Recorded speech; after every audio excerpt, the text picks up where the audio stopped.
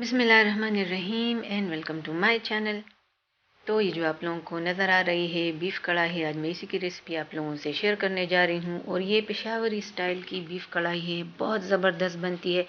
As it is बनाने की कोशिश करें।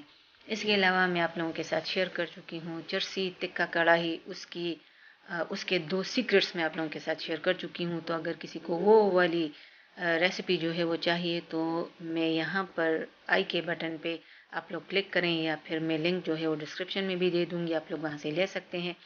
अगर मेरे चैनल पे नए हैं तो इसको सब्सक्राइब करें, वीडियो पसंद आती है तो लाइक करें, शेयर करें। तो चलिए इस रेसिपी को हम लोग बनाना शुरू करते हैं। तो चूँकि ये बीफ है इसलिए इसको मैं प्रेशर कुकर के अंदर पकाऊंगी ताकि ये जल्दी जल्दी से पक जाए। तो इसको बनाने के लिए, वैसे भी आज ईद का दिन है और मैं इसको ईद के दिन ही बना रही हूँ, तो मुझे बहुत ज़्यादा जल्दी है क्योंकि ढेर सारे काम पड़े हुए हैं। तो ये मेरे पास आधा किलो बीफ है और इसके मैंने छोटी छोटी बोटियाँ जो हैं वो करा दी हैं। ये बोनलेस है, अगर आप लोग चाहें तो इसको विद बोन भी बना सकते हैं। तो सबसे पहले इसको हमने अच्छी तरह से गलाना है ताकि बीफ जो है वो गल जाए। कम्प्लीटली इसको हमने डन नहीं करना, बस 3/4 ये डन हो जाए। तो इसको मैंने डाल दिया प्रेशर कुकर के अंदर और इसमें मैं पानी डाल दूँगी तकरीबन 2 कप के बराबर, क्योंकि ये छोटी छोटी बोटियाँ हैं, ये बहुत जल्दी गल जाएंगी। बहुत ज़्यादा पानी डाल लेने की ज़रूरत नहीं है और ना ही हमें इसकी यखनी जो है वो चाहिए, बस ये कदरे गल जाए।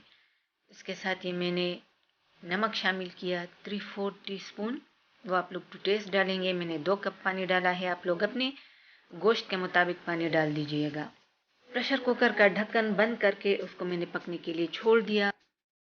अब यहाँ पर मैं ले चुकी हूँ तेल, और तेल जो है वो है तकरीबन आधे कप से थोड़ा सा ज़्यादा। तो इस तेल के अंदर वो जो उबला हुआ गोश्त है उसको मैंने डाल दिया और इस गोश्त को मैं अच्छी तरह से भून लूँगी।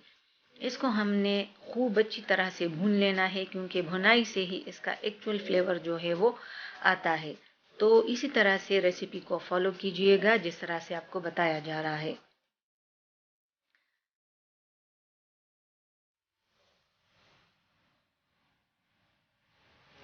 अब इसके अंदर मैं शामिल करूंगी जिंजर गार्लिक पेस्ट, लेकिन ये जो इसमें जिंजर ज़्यादा है गार्लिक कम है, यानी 2 हिस्से जिंजर और अदरक, यानी और 1 हिस्सा लहसुन। लहसुन कम है, अदरक ज़्यादा है। तो इसी तरह से इसमें डाल दीजिएगा क्योंकि इसमें बहुत ज़बरदस्त फ्लेवर जो है वो अदरक का आता है। यहाँ पर आप लोग देख लें मेरा गोश्त जो है वो अच्छी तरह से भून चुका है।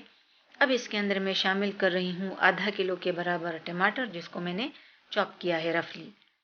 और इन टमाटरों को डाल लेने के बाद इसको मैंने मिक्सअप नहीं करना, बस इसको मैंने ढक के छोड़ देना है ताकि ये नरम पड़ जाए।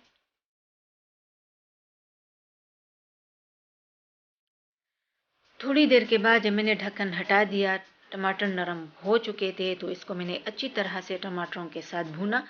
ये आप लोग देखें, इसके अंदर एक गाढ़ा सा मसाला जो है वो बन चुका है। तो बहुत ज़बरदस्त, बहुत आला ये बनती है। अब इसके अंदर मैं डाल रही हूँ हरी मिर्चें। लाल मिर्चें बिल्कुल भी मत डालिएगा, हरी मिर्चें जितनी मर्जी आप लोग डाल दें, लेकिन लाल मिर्चें नहीं डालिएगा।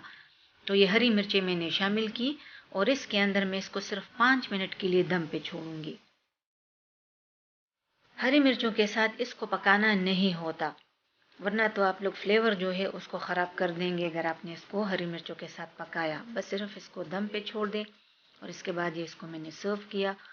उम्मीद है कि आप लोगों को ये वीडियो जो है ये पसंद आई होगी। पसंद आती है तो लाइक करें, शेयर करें। वीडियो देखने के लिए शुक्रिया।